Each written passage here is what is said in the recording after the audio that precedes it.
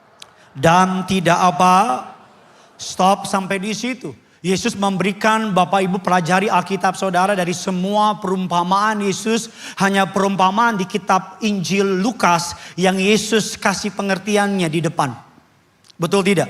Di mana-mana perumpamaan Yesus ceritain dulu perumpamaannya baru artinya di bawah. Betul tidak? Tetapi di Injil Lukas Yesus buka di ayat pertama. Yesus ayat yang pertama tampilkan. Yesus mengatakan suatu perumpamaan kepada mereka untuk menegaskan. Ada sebuah penekanan di sana untuk menegaskan bahwa mereka harus selalu, sama-sama bilang sama saya, harus. Sama-sama bilang sama saya, selalu. Sama-sama bilang sama saya, tidak jemu-jemu. Arti dari tiga kata ini sama. Ada sebuah kontinuitas di sana. Ada sebuah keberlanjutan di sana. Ada sebuah keterikatan, ketergantungan di sana. Doa bukan proses satu hari. Bagi beberapa orang doa mungkin 10 tahun baru ada buahnya. Bagi beberapa orang mungkin doa baru 5 tahun. Ada yang dijawab langsung, ada yang dijawab sebulan, ada yang dijawab 2 tahun. Tetapi apapun itu Tuhan pasti jawab. Makanya saya nggak setuju ada lagu yang memang begini. Tak selalu Tuhan menjawab doa. Karena Tuhan selalu menjawab doa. Masalahnya kamu suka nggak sama jawabannya? Betul apa tidak? Tuhan selalu menjawab doa. Ayat yang kedua Bapak Ibu, dalam sebuah kota ada seorang hakim yang tidak takut akan Allah dan tidak menghormati seorang pun. Ini adalah sebuah ciri hakim yang arogan, gak punya moral karena gak takut akan Allah. Dan gak punya belas kasihan. Dia punya kuasa atas hukum. Dia punya kuasa menentukan orang right or wrong. Dia punya kuasa. Dia yang menentukan siapa orang itu. Alkitab katakan tapi sayangnya orang ini gak bermoral. Dan orang ini gak menghormati siapapun. Gak punya belas kasihan. Di ayat yang ketiga, mari kita baca ayat yang ketiga. Sama-sama kita baca. 3, 2, ya.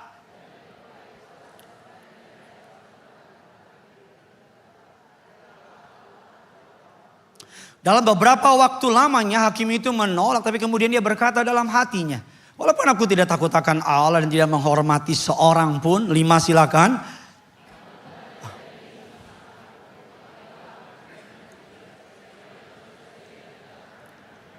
Ayat yang ke-6 kata Tuhan, camkanlah apa yang dikatakan hakim yang lalem itu. 7 dan 8 kita baca sama-sama. 3, 2 ya. Yang siang dan malam apa? Dan adakah ia mengulur-ngulur waktu apa? Ayat yang ke-8 kita baca sama-sama. 3, 2 ya. Aku. Ia akan tetapi jika apa? Anak manusia itu datang, adakah ia mendapati iman di mana? Jadi dari ayat yang ke-8 kita mendapat sebuah informasi bahwa Allah akan segera membenarkan kita. Bilang kiri kanan saudara, Tuhan pasti segera jawab. Tetapi Alkitab katakan ada sebuah pertanyaan, ayat yang ke-8, ayat yang ke-8 dikatakan demikian. Akan tetapi, jika anak manusia itu datang, adakah ia mendapati iman di bumi? Alkitab katakan ayatnya yang ke-7 kita baca. Yang berseru kepadanya siang dan malam. Pertanyaan saya, kamu masih berseru gak? Pertanyaan saya, kamu masih berdoa gak? Atau jangan-jangan kamu udah dikecewakan sama keadaan? Atau jangan-jangan kamu udah terima kenyataan? Atau jangan-jangan kamu sudah ya udahlah. Atau jangan-jangan otak kita sudah mencari jalan keluar dengan menerima kenyataan bahwa memang begini, memang Tuhan pengen saya cerai. Kapan Tuhan mau kamu cerai? Oh memang Tuhan pengen saya susah. Kapan Tuhan pengen kamu susah? Oh memang mungkin ini jalan yang Tuhan harus saya lakukan. Kapan Tuhan ingin anaknya menderita? Never, nggak pernah. Pertanyaan saya kepada jemaat yang dikasih oleh Tuhan pada hari ini. Dan saya gak marah-marah by the way. Terlalu passionate aja. Saya mau bilang pertanyaannya, malam kamu masih nangis gak? Pertanyaannya, kamu masih bawa gak ukupanmu? Kamu masih bawa gak berkasmu? Kamu masih bintang gak sama Tuhan? Kamu masih, jangan-jangan kamu udah gak pernah pikirin lagi. Jangan-jangan dalam hatimu kamu udah terima, kamu kalah. Ada banyak orang yang hari-hari ini udah terima. Lagu kesukaannya, apa yang terjadi? Dengan alasan begini, ya mungkin jalannya. Otak ini ngeri loh. Otak ini bisa cari pembenaran untuk kegagalan. Otak ini bisa bikin escape plan untuk kesalahan kita. Ayatnya yang ke-8, Alkitab bilang demikian. Adakah ia mendapati iman? Kalau saudara mempelajari Bukit Muria, Abraham sama Ishak naik dari sudut yang kiri. Abraham bawa Ishak. Di sebelah kanan, Tuhan suruh domba naik ke atas. Kalau Abraham stop, ini ibarat Bukit Muria. Kalau Abraham stop di sini, dombanya tetap naik. Puji Tuhan, Abraham gak stop, katakan amin. Karena saya percaya dombanya bukan turun dari langit. Saya percaya dombanya pasti naik. Siapa yang suruh naik? Jangan tanya, saya tanya Tuhan. Tapi maksud saya, ketaatan Abraham, kesabaran Abraham akan membuahkan ketemu. Saya takut jawaban doamu sudah Tuhan siapkan. Kamunya udah keburu nyerah. Halo? Saya takut mukjizatnya udah ada. Kamunya udah nyerah. Saya takut rumah yang kamu doakan Tuhan udah siapin. Tapi kamunya udah terima kontrakan. Saya takut pria yang dari Tuhan sudah Tuhan siapin. Pria itu sudah nunggu kamu. Tapi kamu rela untuk menerima. Ya udahlah, mungkin suami orang jodoh saya. Halo? Saya takut sebenarnya Tuhan udah mau kasih terobosan sama bisnismu. Tapi kamu udah terima gitu. Tahu kan orang kalau udah kalah? Tahu kan orang kalau mohon maaf saudara. Kalau matanya udah kalah kita bisa lihat. Tahu kan orang tuh yang udah mulai terima nasib. Mental fight-nya. Ininya udah dijajah. Ini udah dijajah. Makanya ketika menerima yang buruk mereka pikir memang gua pantas terima yang buruk. Oh memang gua pantas kayak begini. Kok lo diam aja sih? Amin kayak apa gitu. Amin. Alkitab katakan mari kita baca yang pertama. Yuk biar rame tempat ini kita kasih tepuk tangan dulu yang dahsyat. Bapak Ibu kisah ini hanya ditulis di kitab Injil Lukas. Bapak Ibu yang pertama mengapa Tuhan mengajar kita untuk tetap berdoa. Yang pertama Tuhan meminta kita untuk tetap beriman. Iman yang tetap berdiri di tengah dunia yang tidak adil. Tuhan meminta kita untuk tetap beriman di tengah dunia yang tidak adil. Mungkin kamu diperlakukan tidak adil tapi tetap beriman. Mungkin kamu diperlakukan tidak benar tapi tetap beriman. Mungkin orang tidak hargai kamu tapi tetap beriman. Mungkin penguasa memperlakukan kamu tidak adil tapi tetap beriman. Tuhan meminta saudara dan saya jemaat yang hadir jam 2 siang ini. Bahwa di tengah dunia yang tidak adil Tuhan meminta kamu dan aku untuk tetap beriman. Amin. Karena kalau kita mempelajari ayat ini Bapak Ibu. Kita mempelajari penulis kitab Injil Lukas ingin menunjukkan. Para teolog sepakat inti dari kitab Lukas. Bahwa penulis kitab Injil Lukas ingin menunjukkan di dunia yang dipenuhi ketidakadilan. Dunia yang dipenuhi oleh ketidakadilan Allah masih mendengar suara orang kecil. Amin. Sama-sama bilang sama saya, Tuhan masih dengar. Kalau di sini ada penguasa, kalau di sini ada aparat, kalau di sini ada pengusaha, di sini kalau ada orang yang punya power, pesan saya dari mimbar yang kudus ini. Allah masih mendengar suara orang kecil. Jadi jangan bolak-balikin hak orang kecil. Karena kalau kamu ganggu janda, orang-orang kecil yang mengandalkan Tuhan, musuhmu bukan manusia. Tapi Tuhan yang tiap malam dia berseru sama orang itu. Amin. Di sini kalau ada orang yang mengerti hukum. Di sini kalau ada orang yang punya power, yang punya duit. Di sini kalau ada pengusaha yang punya anak buah dan anak buahnya dia peras habis-habisan. Anak buahnya dia permainkan haknya. Saya nggak peduli Pak Pendeta tadi bukan orang Kristen. Tuhan nggak pernah bilang orang Kristen. Kalau ada di sini pengusaha, pemimpin orang kaya yang memeras orang miskin, Alkitab bilang Allah masih mendengar suara orang kecil.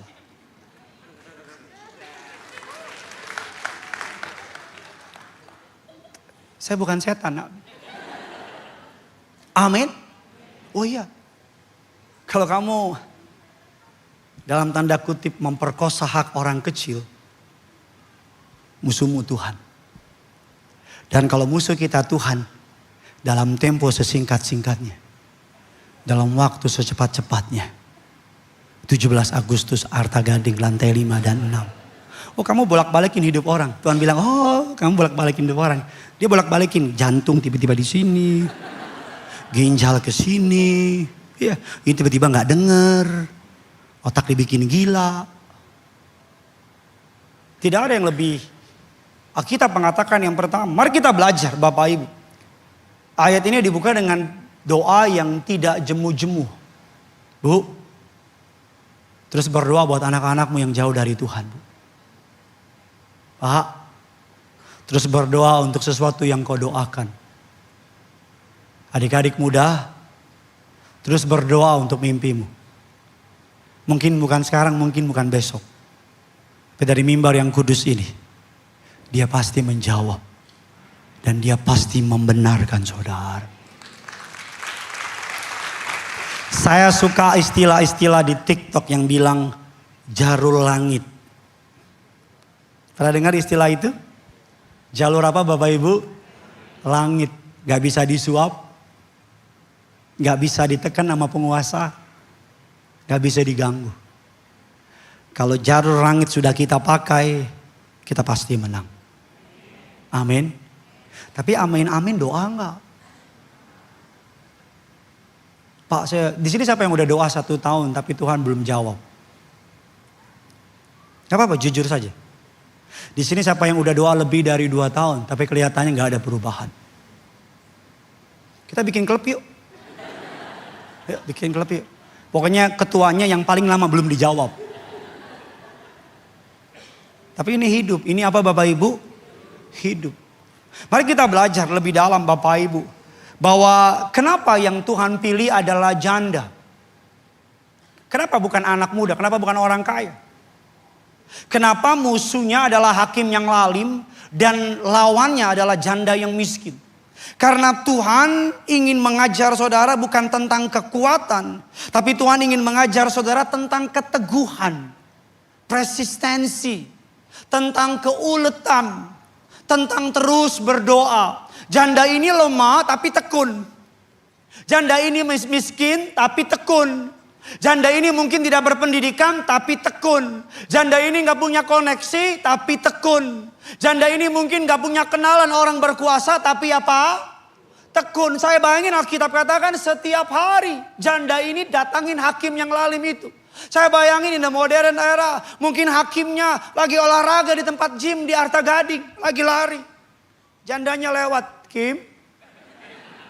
Gimana hakku Kim? Jandanya bilang. Hakim bilang edan nih orang. Hakimnya makan mungkin ada lapo di sini nih. Di food court. Lagi pesen babi. Baru hakimnya mau makan. Jandanya lewat. Kim. Gimana nasib pakai Kim? Janda hakim bilang edan. Mungkin hakimnya lagi mau tidur. Bapak Ibu.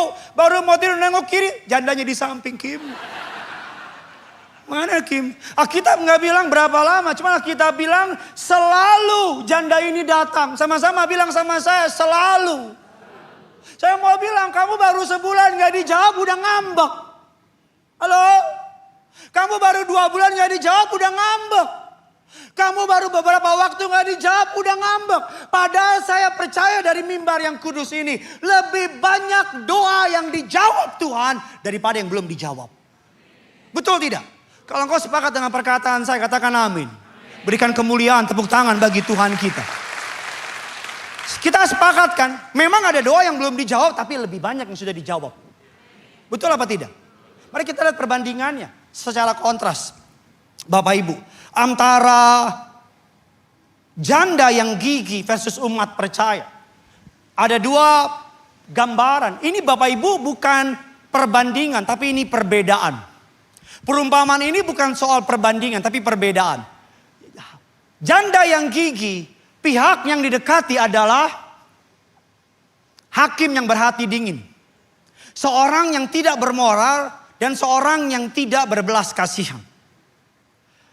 Yang didekati oleh saudara dan saya, umat percaya, adalah Bapa yang berhati hangat. Seorang pribadi yang mengasihi, peduli, dan rindu melihat saudara mengalami kepenuhan Tuhan. Siapa yang rindu hidupnya berhasil? Tuhan lebih rindu kamu berhasil. Siapa yang rindu saudara sukses, maju, diberkati? Tuhan lebih rindu dari saudara. Anak saya rindu maju berhasil. Tapi saya lebih rindu lihat dia berhasil. Betul tidak? Bapak lebih pengen lihat kamu maju daripada kamu pengen maju. Dia lebih pengen. Yang kedua, tempat pendekatan. Bahwa janda ini ada di pengadilan hukum. Sebuah sistem yang seringkali kejam dan korup. And by the way, dia gak punya duit. Janda miskin. Tetapi umat percaya, Alkitab bilang, kita mendekati tata kasih karunia. Beda apa sama? Bapak Ibu, beda apa sama? Beda. Dan yang ketiga, hasilnya ia mendapatkan keadilan yang harus diperoleh dengan cara memaksa, mengganggu hakim tersebut hingga ia merasa lelah. Tetapi hasilnya, kita bukan hanya mendapat keadilan, tapi yang terutama kita mendapatkan apa? Belas. Saudara tahu nggak bedanya belas kasihan apa? Tahu nggak arti belas kasihan? Ada orang di Kelapa Gading? Tahu nggak artinya belas kasihan? Tahu nggak? Belas kasihan itu gitu. Pendeta nanya, nggak ada yang jawab, kamu kasihan. Kasihan ya, ada yang jawab. Belas kasihan gini nih. Belas kasihan, adek.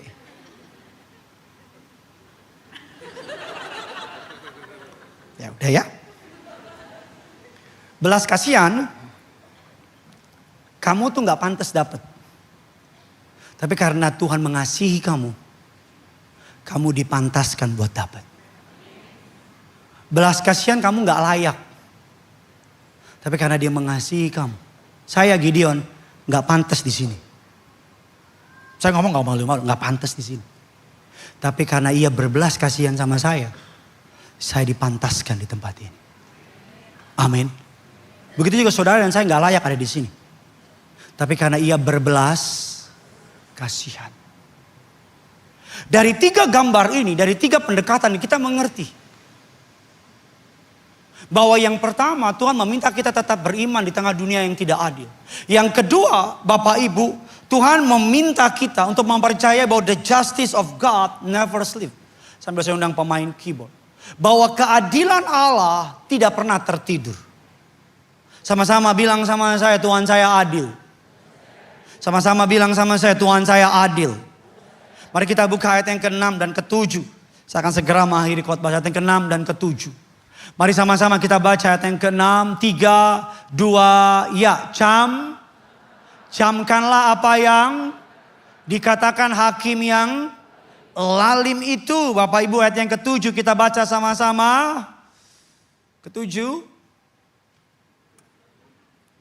Pemegang slide yang lalim. Ayat yang ke-7 kita baca 3, 2, ya. Tidakkah yang berseru siang kepadanya dan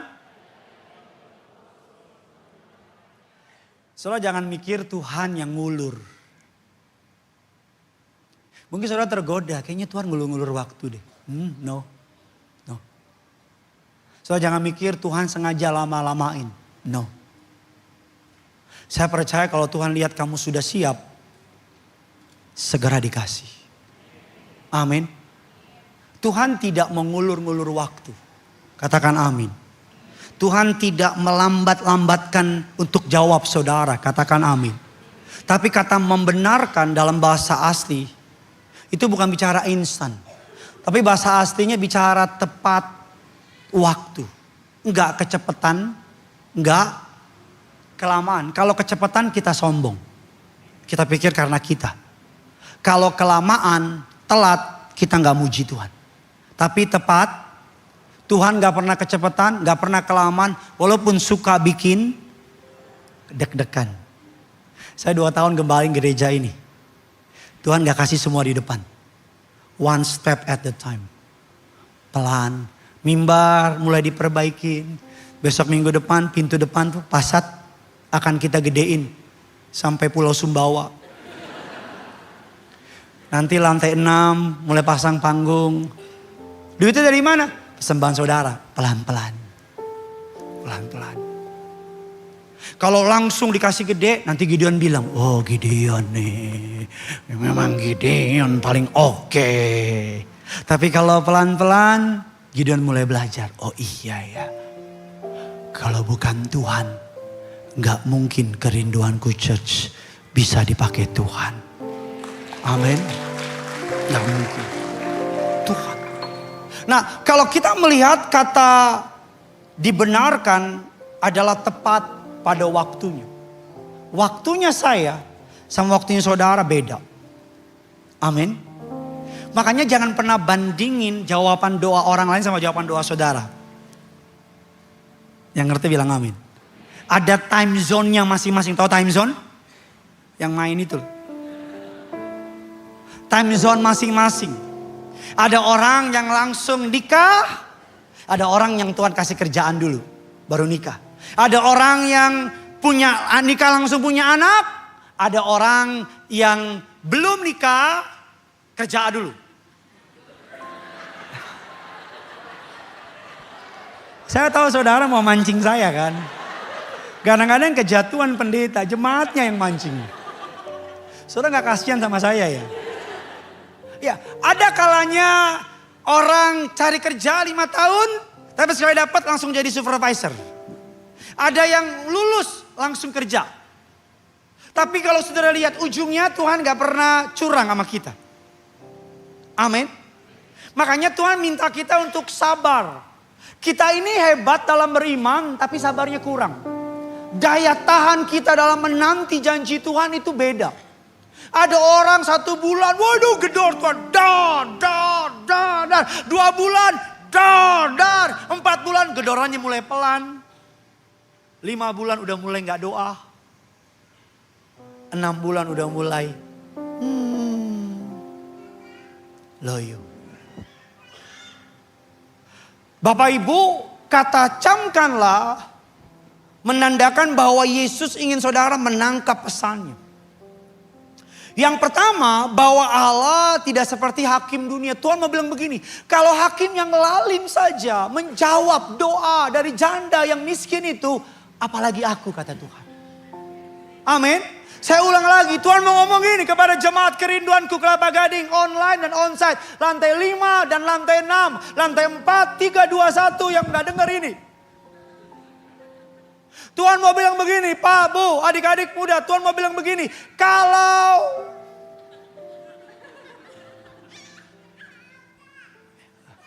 memang lagi lucu-lucunya umur segitu.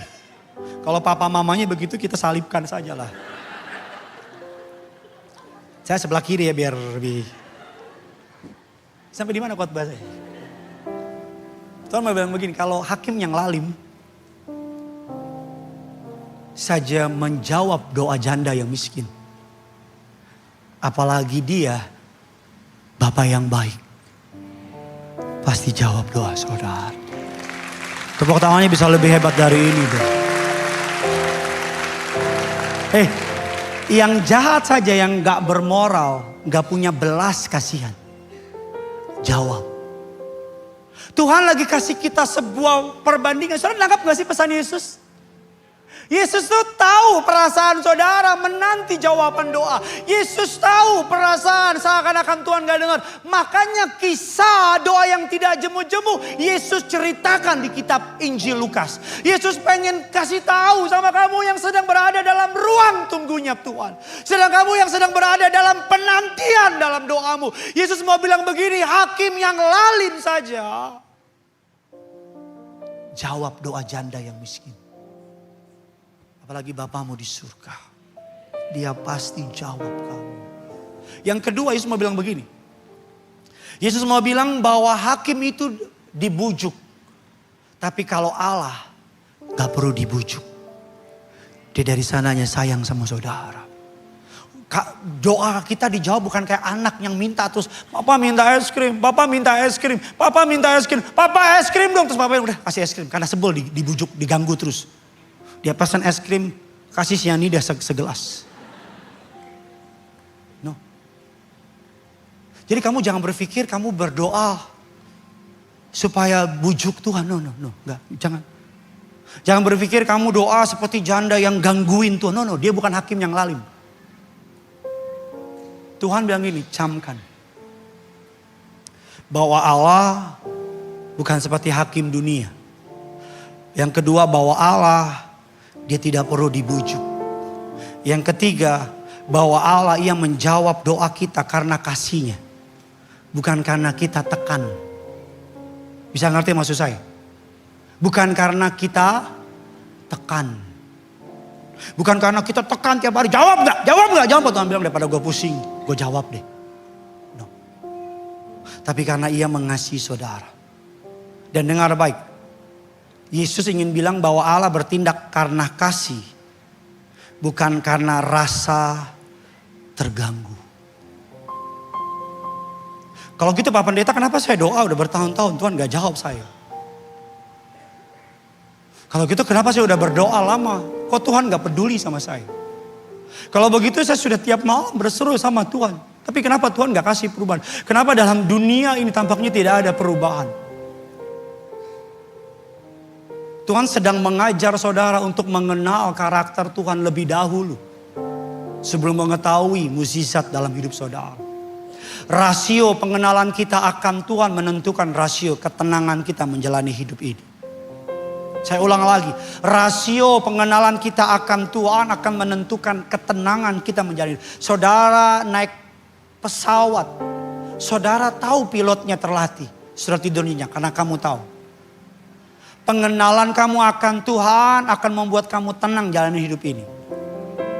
Makanya kalau kita ngomong sama para orang tua, mereka tenang jalani hidup ini. Mama saya kayaknya gak ada takutnya sama hidup ini. Dia selalu bilang sama saya, Tuhan tolong. Tuhan tolong. Mama saya selalu bilang jenderal bisa pensiun. Orang kaya bisa pensiun. Tapi Tuhan gak pernah pensiun jaga kamu. Tenang banget dia. Kenapa? Karena dia banyak ngalamin Tuhan. Semakin kamu kenal Tuhan, maka akan semakin kamu tenang hadapin hidup ini. Karena kamu percaya kalau dulu Tuhan tolong, hari ini Tuhan pasti tolong. Amin. Saya nggak mau saudara cuma sekedar tepuk tangan karena orang lain tepuk tangan. Ada orang yang hari-hari ini udah berdoa terus seakan-akan Tuhan nggak jawab. Mungkin kita berkata, Tuhan aku sudah lama berdoa. Mana jawabanmu? Tapi kitab Lukas menjawab mengatakan demikian. Ia akan segera membenarkan mereka. Saya ulang sekali lagi, kitab Lukas bilang demikian. Ia akan segera membenarkan mereka. Kamu yang berdoa setahun 2 tahun, kamu yang sedang menanti, kamu yang memilih jalan Tuhan, kamu yang menunggu dengan setia, kamu yang sedang mencari pria yang dari Tuhan, kamu yang sedang mencari bisnis yang dari Tuhan, kamu yang sudah doa, puasa, kamu sudah mengetuk, mencari, menggedor. Kitab Lukas bilang demikian. Ia akan segera membenarkan mereka. Bilang kiri kanan saudara, segera. Amin. Ada orang hari ini ngambek sama Tuhan. Ngambek. Tahu dari mana ngambeknya? Udah mulai gak doa lagi. Ngambek. Kalau di gereja WL tanya, ada sukacita? Gak ada. Shalom. Shalom, shalom. Lo yang shalom. Ngambek. Gak berani ngelawan sih. Gak berani ngomong gini. Apa lo Tuhan? Kalau Tuhan bilang apa mati kita. Tapi ngambek, tau ngambek kan? Kayak anak kecil ngambek gitu. Ngambek. Kita bilang sama anak kita, Papa kan lakukan ini buat kamu. Sabar dong, jangan marah. Anak kita ngambek, kita bilang, gitu aja ngambek. Kadang-kadang Tuhan ingetin kita, kamu juga suka ngambek sama saya. Kamu juga gitu. Aku belum kasih, aku cuman ulur sedikit. Kamu ngambek sama aku. Kita bilang, ngambek apa? Udah mulai males-malesan ke gereja. Dulu ke gereja semangat. Ibadah jam 2, setengah 2 udah di Arta Gading. Sekarang jam 2, setengah 5 masih di rumah. Ngambek. Dulu kalau doa semangat. Sekarang doa cuma, Tuhan berkati aku. Amin. Selesai. Coba nengok kiri kanan saudara, bilang, lagi ngambek ya sama Tuhan. Halo? Kalau ngambek kan pelayanan juga udah mulai. Capek nggak pelayanan, mana nyaman. Dulu sama Tuhan berapi-api. Dulu sama Tuhan all out. Ku kan terbang, benar-benar terbang dia. Iya, benar-benar terbang. Sekarang, waduh, nyanyi tuh. Tahu kan ngambek gitu. Tetap Kristen sih, puji Tuhan. Belum lock out. Tapi gitu ngambek, tahu ngambek kan? Ke gereja tuh gitu, marah gitu. Kamu mungkin gak tahu, tapi mungkin dalam hati kamu kecewa sama Tuhan. Kamu gak tahu mungkin, tapi kamu mungkin dalam hati kamu lagi marah sama Tuhan. Mungkin kamu gak sadar, tapi dalam hati kamu, cara kamu baca Alkitab, cara kamu menyembah, cara kamu ke gereja, cara kamu kasih persembahan, cara kamu ngomong. Kalau orang ngomongin soal kebaikan Tuhan, kamu ngomong, alah udahlah gak usah ngomong lah. Diajak pelayanan, udahlah gak usah pelayanan. Apimu gak kayak dulu lagi. Cuman gara-gara penundaan. Cuman gara-gara Tuhan belum jawab. Cuman gara-gara Tuhan seakan-akan gak sayang sama kita. Seakan-akan Tuhan bilang begini, kurang apa aku sama kamu, kata Tuhan. Mati aja aku kasih. Ini diam kenapa? Ngambek sama saya. Apa Bapak Ibu ngambek? Cuman gara-gara satu dua situasi yang pahit dalam hidup ini, kita ngambek sama Tuhan. Cuman gara-gara temenmu ngecewain kau, kamu ngambek sama Tuhan. Kau bilang katanya Tuhan sayang. Kok Tuhan, kadang-kadang kita kalau gitu kan. Kalau kita punya masalah, kita bilang, Tuhan apa salahku? Mengapa kau izinkan ini terjadi? Kalau Tuhan jawab, Tuhan bilang banyak salahmu Bambang. Banyak kali, kalau aku gak sayang udah mati kau, katanya. Untung Tuhan bukan orang Batak. Saya kalau mau ngambek sama Tuhan, aduh ampun, ampun ngambek. Marah gitu sama Tuhan. Justru di situ Tuhan gak kasih musisi. Walaupun kamu gak ngerti, walaupun kamu gak paham, doa. Doa. Doa. Terus berdoa. Terus berdoa. Gak ada perubahan dalam ekonomi, terus berdoa. Gak ada perubahan sama suami, terus berdoa. Gak ada perubahan sama istri, terus berdoa. Gak ada perubahan sama penyakit di tubuhmu, terus berdoa. Gak ada perubahan sama kehidupanmu, terus berdoa. Selama kamu bisa terus, selama kamu masih bisa berdoa, kamu akan baik-baik saja. Amin. Kamu akan apa? Baik-baik saja. Selama kamu masih terus bisa berdoa, you will be fine. Kamu akan baik-baik saja. Hari ini kamu gak ngerti. Tapi kamu ngerti. Suatu hari dia akan membuat segala sesuatu indah pada waktunya. Bukan di surga, di bumi pasti dibuat indah. Di surga buat apa? Di bumi. Izinkan saya lihat mata saudara satu-satu. Gak kelihatan sih. Terus saya mau bilang sama saudara, sabar ya. Sabar ya. Sabar ya. Malam doa lagi. Doa. Walaupun habis doain suami, baru amin. Suami pulang. Nah.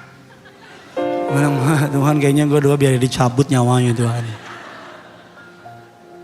Ini ada mama saya nih. Mama saya, abang saya nomor 3, 20 tahun lebih narkoba. 20 tahun lebih. Lebih. Ada satu keluarga yang datang bilang gini. Eda, tahu Eda kan panggilan bangsawan Inggris. Kok yang manggil Eda itu pasti bangsawan Inggris. Eda, biasanya itu dalam satu keluarga ada satu yang gagal. Mama saya bilang enggak. Anak saya, anak Tuhan Yesus gak ada yang gagal. Emang produk Cina? Gagal-gagal. Abang saya kan puji Tuhan udah berapa puluh tahun berhenti narkoba. Dulu kalau dia narkoba di rumah suka terjadi pengangkatan sebelum waktunya. Hilang-hilang. Doa terus. Ada mama saya, ada papa saya. 171, 186. Tepuk tangan kayak apa ya, kayak gitu. Doa. Tuhan tahu. Doa lagi ya Bu. Doa lagi ya Pak. Ia membuat segala sesuatu indah pada waktunya. Kita tutup Alkitab kita.